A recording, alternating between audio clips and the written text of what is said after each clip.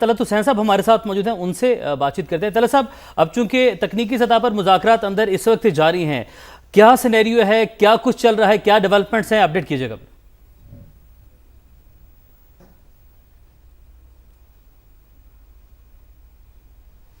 طلعت صاحب سے ہم رابطہ کرنے کی کوشش کرتے ہیں، اور خاص کر جب ایرانین وفد پہنچا تو اس کے بعد کیا صورتحال ہے طلعت صاحب؟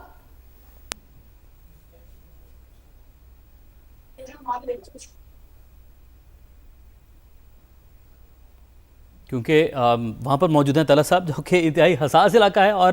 جو ٹاپ لیڈرشپ ہے وہ وہاں پر موجود ہے، تو اس لیے کچھ نیٹ ورک کا بھی پرابلم ہے وہاں پر، جیمرز بھی وہاں پر موجود ہیں، تو کوشش سما کی جانب سے کی جا رہی ہے کہ مسلسل اپنے ناظرین کو جو وہاں کی ایکوریٹ صورتحال ہے، جیسے جیسے اپڈیٹس آئیں گی ہم اپنے پینل کو روک کر ان اپڈیٹس کی جانب جائیں گے۔ زاہد محمود صاحب، ابھی جو لیٹسٹ ڈیولپمنٹ ہے، جو تازہ گفتگو کی گئی جے ڈی وینس کی جانب سے، انہوں نے یہ کہا کہ 3 دن پہلے کی صورتحال 3 ہفتے اور 3 ماہ پہلے سے مختلف ہے، یعنی کہ وہ کہہ رہے ہیں کہ اب چیزیں بہت ہی ٹیبل ٹرن اراؤنڈ ایک سچویشن چل رہی ہے۔ تو ان سے ہمیں کیا نتیجہ اخذ کرنا چاہیے کہ ایران امریکہ تعلقات کتنی بہتری کی جانب جا سکتے ہیں؟ دیکھیں، دونوں نے اپنے انٹرسٹ کو گارڈ کرنا ہے جی، اور دونوں کا انٹرسٹ اسی سے ہے کہ ایرانینز جو ہیں وہ ایک ان کے جو فروزن ایسٹس ہیں، جو لیبنان کے معاملے ہیں، یا ان کی جو سپورٹ ہے حزب اللہ کی صورت میں، ان کو پولیٹیکل مین سٹریمنگ ہو، وہ اس جھگڑے سے ان کو بھی پروٹیکشن دینا چاہتے ہیں۔ آف کورس وہ ان کی لیوریجز بھی ہیں، اور ایران جو ہے بہت عرصہ 47 ایئرز آئسولیٹڈ رہے، ورلڈ گورننس سسٹم میں واپس آنا چاہتے ہیں، اور آنا چاہیے بھی، انہوں نے سیکریفائز بھی بہت کی ہے، اور ڈومیسٹک کمپلشنز بھی ہیں۔ ادھر امریکہ کی بھی ڈومیسٹک کمپلشنز بہت بڑھ گئی ہیں۔ پریزیڈنٹ ٹرمپ کی جو پالیٹکس ہے وہ لوئسٹ ایب پہ ہے، بہت نقصان ہوا ہے ان کو، mid terms are round the corner. J D Vance ہیں، وہ فیوچر پریزیڈنشل کینڈیڈیٹ ہیں، ان کا بھی بہت کچھ سٹیک پہ ہے، ریپبلکنز کا سٹیک پہ ہے۔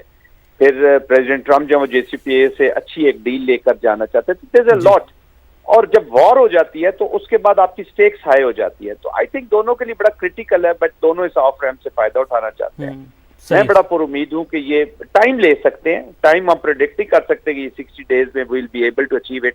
بٹ اگر یہ اسی ڈائریکشن میں چلتے رہے، اور میں بڑا متاثر ہوں پریزیڈنٹ جے ڈی وینس کی جو اپروچ ہے، وہ بڑی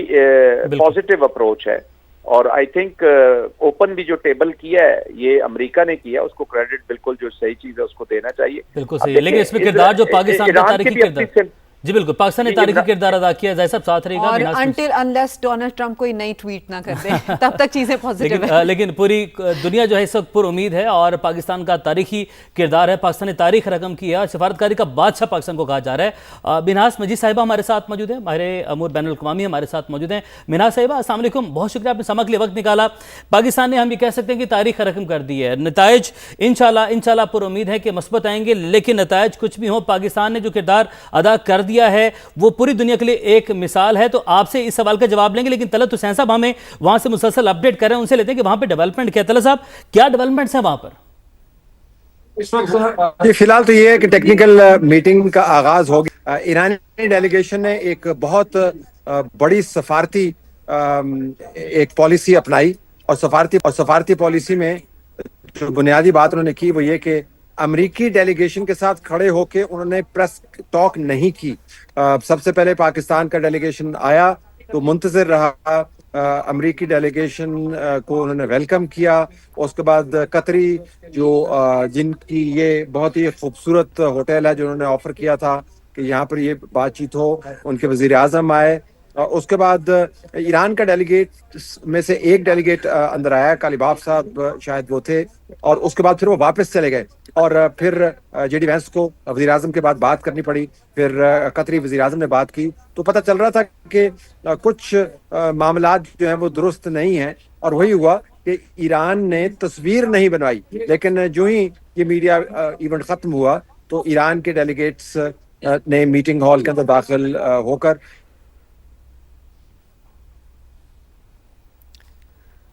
طلعت صاحب انفارمیشن ہمارے ساتھ لائیو شیئر کر رہے ہیں، اور انہوں نے یہ بتایا کہ جس طرح سے ایرانین ڈیلیگیشن آیا اور انہوں نے تصویر نہیں بنائی۔ طلعت صاحب کنٹینیو پلیز۔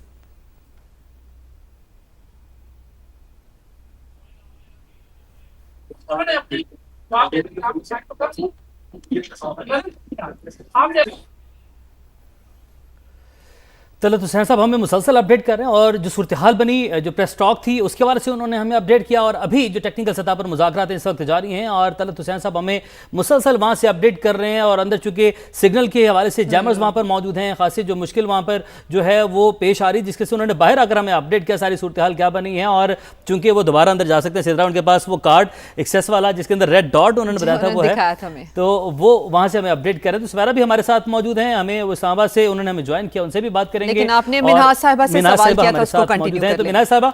ایک سوال جانے سے پہلے طلعت صاحب کی جانب بڑھنے سے پہلے میں نے آپ کے لیے چھوڑا تھا، وہیں سے کنٹینیو کیجیے گا۔ بہت شکریہ۔ میں سمجھتی ہوں کہ یہ ہسٹوریکل ایونٹ ہے جس کی میرے خیال میں نہ ہمیں تاریخ میں مثال ملتی ہے اور نہ مجھے مستقبل میں اس طرح کی کوئی ایونٹس نظر آ رہے ہیں، کیونکہ جب بھی دنیا میں جنگیں ہوئی ہیں تو جنگ ایسی ہوتی ہے کہ دو بلاکس ہوتے ہیں جو آپس میں لڑتے ہیں، پھر ان کے بیچ میں کوئی تیسری پارٹی یا آپس میں ٹرمز اینڈ کنڈیشنز پہ وہ جنگ ختم کرتے ہیں۔ لیکن یہ جنگ اس طرح سے مختلف ہے کہ دونوں پارٹیز جو تھیں، بلکہ میں زیادہ یہ کہوں گی کہ امریکہ اور اسرائیل یہ سمجھ رہے تھے کہ وہ دنوں میں ایران کو ختم کر دیں گے، لیکن ایران نے جس طرح سے بھرپور مزاحمت کی ہے اور جس طرح سے جنگ لڑی ہے، جس نے مجبور کر دیا امریکہ کو بھی، باوجود اس کے کہ ایران کافی تھک چکا تھا اکنامکلی بھی، اگر معاشی طور پہ اگر ہم دیکھتے ہیں، سیاسی طور پہ دیکھتے ہیں تو وہ بہت تھک چکا تھا، لیکن امریکہ کو بھی اس نے اسی طرح تھکایا، ہرموز جو ٹریٹ ہے اس کو بند کر کے۔ یہاں پہ کردار بہت زیادہ نمایاں ہو جاتا ہے اس تیسرے فریق کا جو بیچ میں آتا ہے اور ان دونوں کو اس بات پہ راضی کرتا ہے کہ آپ دونوں بات چیت کریں، کیونکہ دونوں طرف سے